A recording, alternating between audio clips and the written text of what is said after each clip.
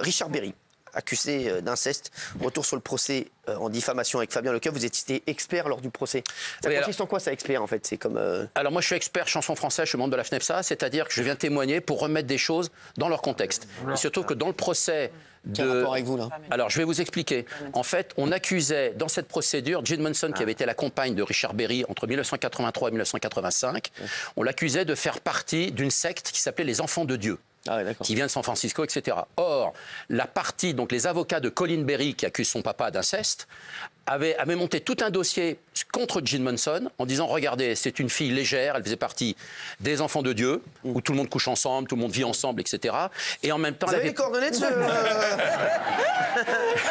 Pour un avis, c'est pour Raymond, là.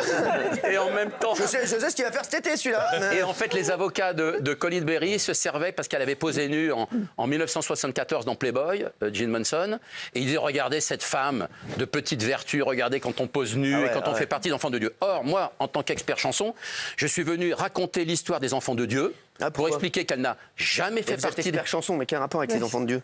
Parce que c'est un groupe de chanteurs. Dans les années 70, le mois où vous naissiez d'ailleurs, Cyril, ils avaient fait un énorme hit, My Love is Love. Et énorme chanson. Et en fait, j'ai redonné toute la biographie des Enfants de Dieu pour dire, regardez la biographie, elle n'a jamais fait partie des Enfants de Dieu. Ça avait été tellement bon que du coup, Colin Berry, qui avait été condamné, sa condamnation a été cassée en appel. Donc t'as été nul, Fabien. Dis-le, t'es un drôle d'expert. Ah oui, il va le dire. T'es un drôle d'expert. Il a, lui. Ah oui. Je sais pas ce qu'il raconte. Mais Ah oui. il n'y a rien à voir avec ça, tu dis n'importe quoi. Bien sûr que oui. Mais non, tu dis n'importe quoi. C'est pas vrai, Cyril, il était partie prenante du dossier.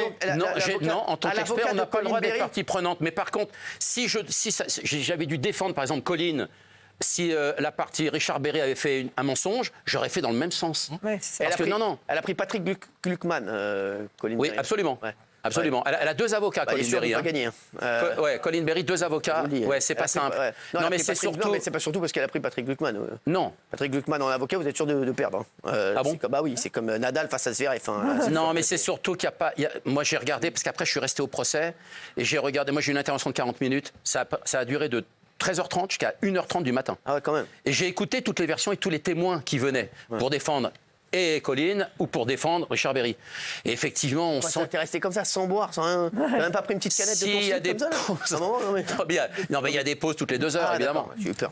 Donc, mais c'est intéressant d'assister à ces procédures parce que ça repose sur rien maintenant, en fait. C'est quand même très fragile, tout ça. C'est le jour de la crise cardiaque. Et alors, à la fin, exactement, tu es bien renseigné, c'est qu'à la fin, elle vient rejoindre, Jean a parlé comme une maman, comme une grand-mère, parce qu'elle a aussi des petits-enfants, et elle se dit choquée par tout ce qui se déballe sur elle, alors qu'elle a... Vous savez, toutes les filles qui posent nues sont des filles très pudiques, souvent. Moi, j'ai parlé avec beaucoup de Mireille Darc, de Jane Birkin, même Marion Cotillard, qui ont tous fait... C'est pas des filles non plus... c'est pas des filles légères, comme on voulait les faire passer. Voilà, et donc j'ai expliqué, et Jean, elle a fait un dernier plaidoyer magnifique. Quand elle est venue s'asseoir, je pensais qu'elle avait manqué une marche. Elle s'est écroulée, elle a fait une attaque cardiaque, la deuxième. Donc elle a été emmenée tout de suite à Saint-Joseph à Lyon. Et elle est sortie 3 jours après. Et là, elle est en convalescence depuis 15 jours, 3 semaines.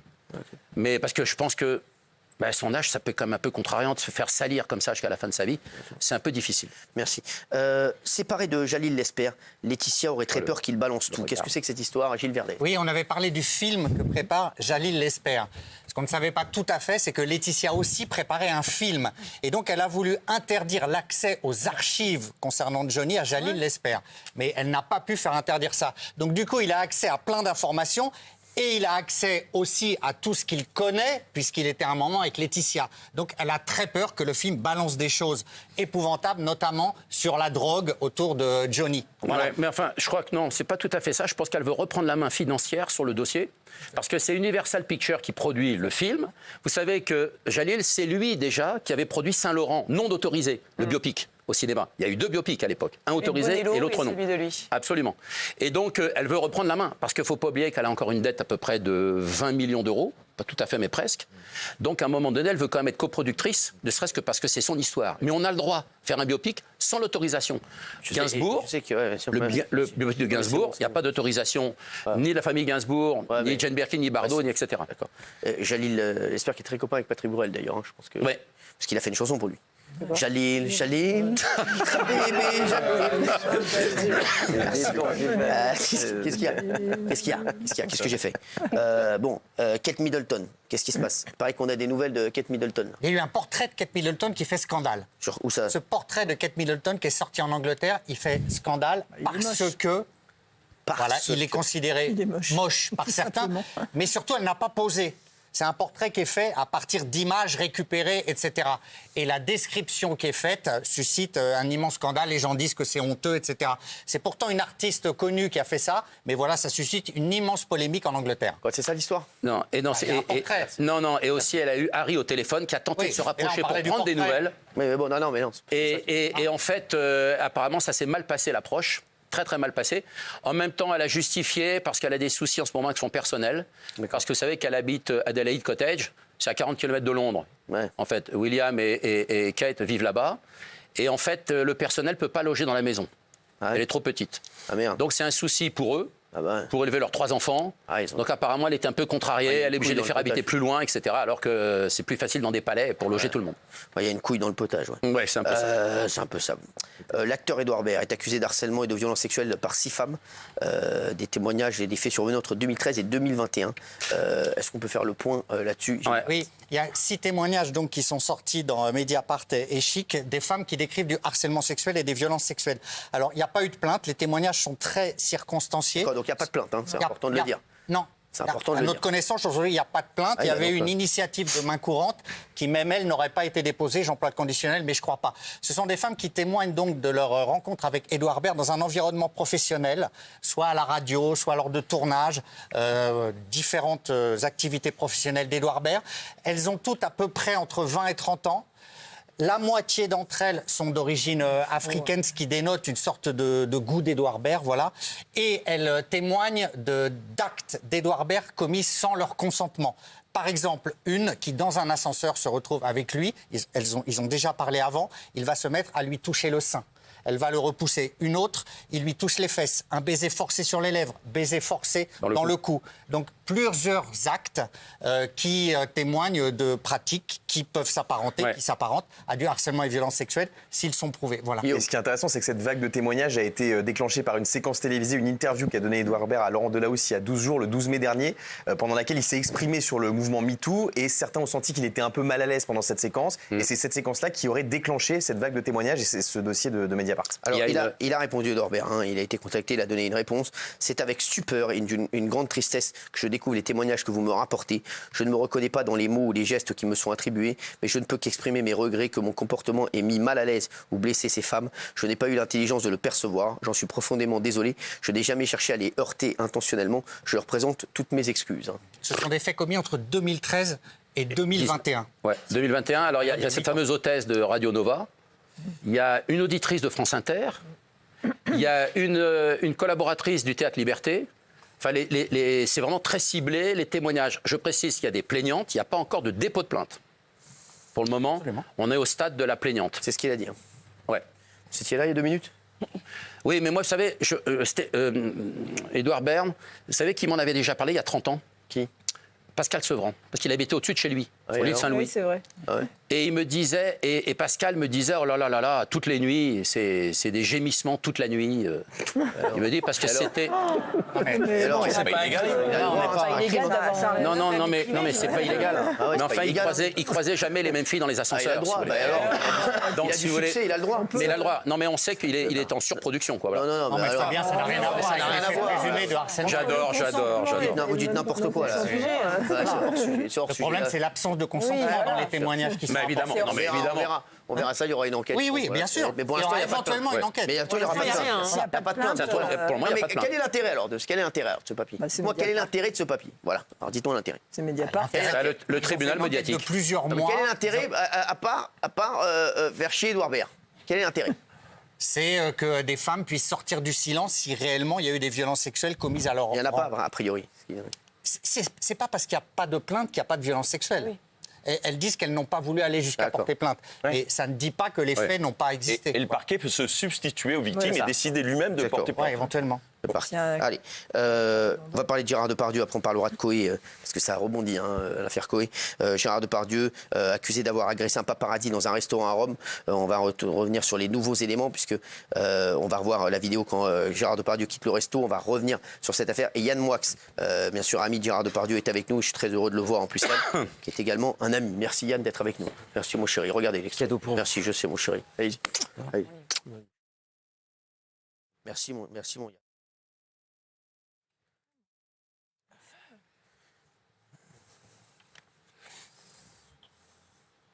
C'est ouf. Voilà.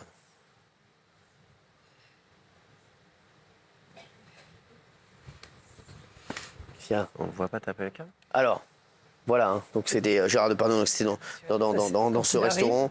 On peut rappeler les faits, Gilles Verdez. Donc ça s'est passé dans un restaurant très connu de Rome, Via Veneto, le Harris Bar. Un paparazzi arrive et à partir de ce moment-là, Cyril, maintenant il y a vraiment deux versions très distinctes. La version du paparazzi, c'est qu'il veut faire une photo, que la compagne de Gérard Depardieu Magda le repousse. Et à ce moment-là, que Gérard Depardieu se lève et lui assène 3 coups de poing, qui l'envoie à l'hôpital, arcade sourcilière, blessé. Gérard Depardieu s'enfuit, prend une voiture, part, etc. Et le paparazzi dit « Je vais porter plainte contre Gérard Depardieu ». La version de Gérard Depardieu, de sa compagne et de ses avocats, c'est de dire que la compagne de Gérard Depardieu s'interpose face à un paparazzi habitué des esclandres qui vient faire des photos. Elle le repousse. À ce moment-là, il lui donne violemment des coups. Elle parle de violence. D'ailleurs, elle va porter plainte contre le paparazzi. Il la repousse et face à cette violence, Gérard Depardieu s'interpose. Dans la précipitation, il chute et il tombe sur le paparazzi qui, à ce moment-là, est blessé. Voilà. Donc, les avocats de Gérard Depardieu nient le fait qu'il ait porté 3 coups de poing à ce paparazzi. Il faut rappeler que ce paparazzi, quand même, a 170 passages aux urgences après des provocations contre ces célébrités. 170 passages. Oui, ça, ouais, d'accord. Oui, voilà. C'est un casse-couille.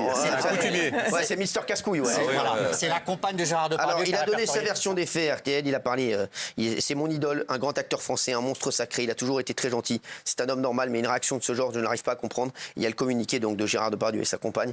Rino Barillari, aussi connu pour ses photos que pour ses méthodes agressives, a poussé violemment la compagne de Gérard Depardieu. Devant la violence de la situation, Gérard Depardieu, qui s'est interposé entre le paparazzo d'ailleurs et sa compagne, a chuté et a glissé sur lui, c'est ce que vous disiez il y a un instant.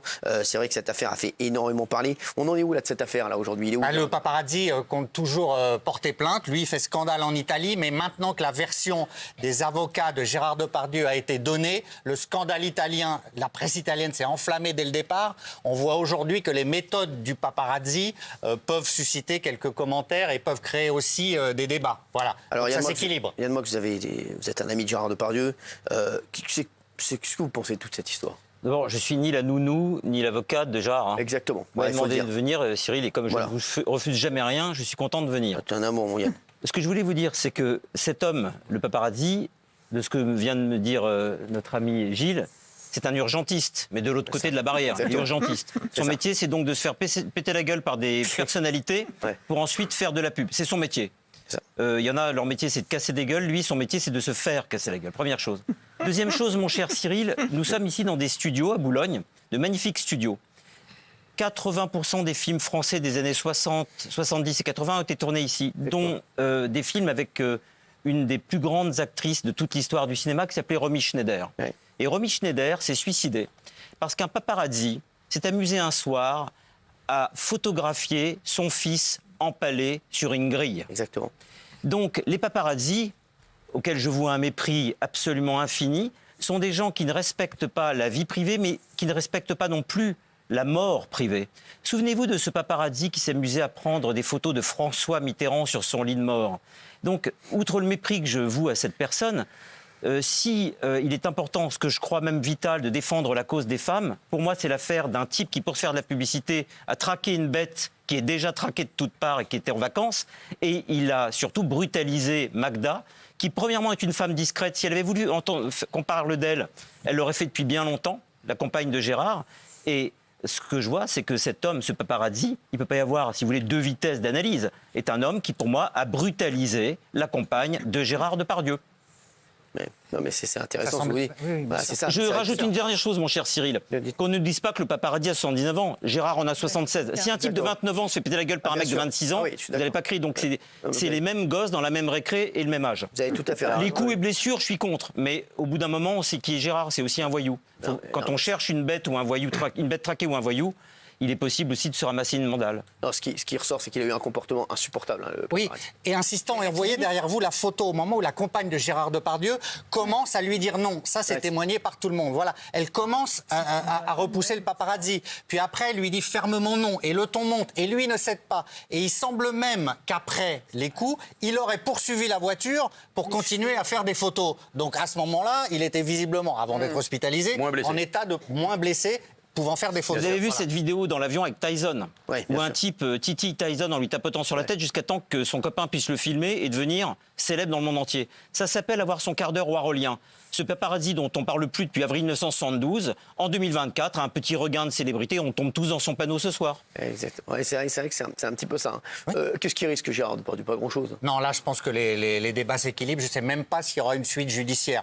Au pire, je dirais, au pire, une amende. Mais je ne suis même pas sûr qu'il soit réellement... S'il peut y avoir, parce qu'on a eu récemment Jennifer ou même Johnny Depp, quand il avait, enfin récemment, ça date quand même déjà une dizaine d'années, ils ont été condamnés, Jennifer avec Ambroise, son compagnon, qui avait frappé un paparazzi. Aussi, à la sortie d'un magasin, ils ont été condamnés à 10 000 euros. Ouais. Et voilà, il y a une amende en fait. Et Johnny Depp, quand il a poursuivi un paparazzi à scooter qui descendait la butte Montmartre, il sort torse nu, il le poursuit avec un couteau. Il a eu un rappel à l'ordre et puis une amende, je crois, de 3 500 euros. Sauf que Gérard a peut-être défendu sa compagne. Là, en Exactement. l'occurrence. Absolument. Là, c'est Quelqu'un qui c'est la ferait ça à défense. ma c'est ça. compagne, je pense que je Bien me sûr. battrais peut-être aussi. Exactement. Évidemment. On va parler de Koé. Il y a des derniers éléments sur l'affaire. Alors, on va rappeler l'affaire parce qu'il a été entendu, sa compagne aussi, ces 2 derniers jours. Hein. Koé a été entendu pendant 48 heures à la brigade des mineurs après une enquête préliminaire ouverte pour viol et agression sexuelle. À la fin de cette garde à vue, le parquet a requis la mise en examen de Sébastien Koé pour plusieurs faits. Il y a 4 faits. Donc, il y a un viol sur mineur de plus de 15 ans en novembre 2014 à Genève, auquel s'ajoute corruption de mineurs. Il y a un viol en 2011 à Paris sur une femme de 38 ans. Il y a un viol sur mineur de plus de 15 ans en 1997 à Paris, mineur de 15 ans, et une agression sexuelle sur mineur de plus de 15 ans en 2015, une jeune femme de 17 ans. Alors quand je dis il y a, bien entendu, présomption d'innocence, ce sont les faits qui sont reprochés. Il y avait 5 plaignantes. Les autres faits, il n'y aura pas de charge retenue puisque la prescription a opéré. Voilà. Mais pour ces faits-là, Koé risque une mise en examen, c'est ce que le parquet requiert. Visiblement, lors de son audition, il n'a pas pu justifier, il n'a pas pu expliciter ce qui s'était passé de manière favorable pour lui. Il a été confronté à des témoignages précis et les enquêteurs de la brigade des mineurs ont estimé qu'il ne répondait pas à toutes leurs questions et qu'il ne levait pas les doutes, qu'il y avait des indices graves et concordants pouvant mener à une mise en examen. Alors, cette garde à vue qui débouche sur une mise en examen, ça veut dire quoi maintenant pour Koé pour les prochains jours? Ça veut dire qu'il peut y avoir l'ouverture d'une information judiciaire avec un magistrat et que l'affaire peut se poursuivre. Ça veut dire également qu'il peut y avoir, à l'issue de cette confrontation avec le juge, avec le parquet, il peut y avoir une date pour un procès. Il y a plusieurs options qui sont ouvertes. Mais disons que ce qu'il faut retenir, encore une fois, présomption d'innocence, puisque Koé nie les faits. Koé estime qu'on aurait dû plutôt s'intéresser à sa plainte pour extorsion, etc., et diffamation. Mais le dossier n'est pas vide. Aujourd'hui, le dossier n'est pas vide, c'est ce qu'on peut dire. Voilà. Alors, Valérie, hein, c'est quoi la mise en examen est demandée avec la circonstance aggravante de la minorité des victimes et identifiée par l'accusation? Oui, parce que sur les différentes plaignantes, il y en a 3 qui sont mineurs, et ce qu'on appelle des mineurs de plus de 15 ans. Voilà. C'est pour ça que d'ailleurs la brigade des mineurs s'est occupée de cette affaire, même s'il y a une majeure parmi les plaignantes. C'est la brigade des mineurs qui chapeaute toute l'histoire. Alors, toutes les plaignantes avaient été, on en sait un peu plus aujourd'hui en fait. Quand Sébastien Koé est arrivé dans la brigade des mineurs, il venait lui pour répondre aux questions. Il pensait à sa demande. Et en fait, il a été placé en garde à vue et la brigade des mineurs avait un dossier assez épais de témoignages à la suite d'auditions de l'ensemble des plaignantes. Nous avons appris également aujourd'hui avec les équipes que l'ensemble des gens qui ont travaillé avec Koé sur les 10 dernières années, notamment en radio, ont été entendus par la brigade des mineurs et ont témoigné. Voilà, ces gens se sont déplacés pour témoigner. Ils ont raconté ce qui s'était passé, ce qu'ils avaient vu. Sa compagne, vous le soulignez hier, Cyril, a été entendue également. Donc, avec tous ces éléments, eh bien, les enquêteurs estiment, ainsi que le parquet, qu'une mise en examen peut être prononcée.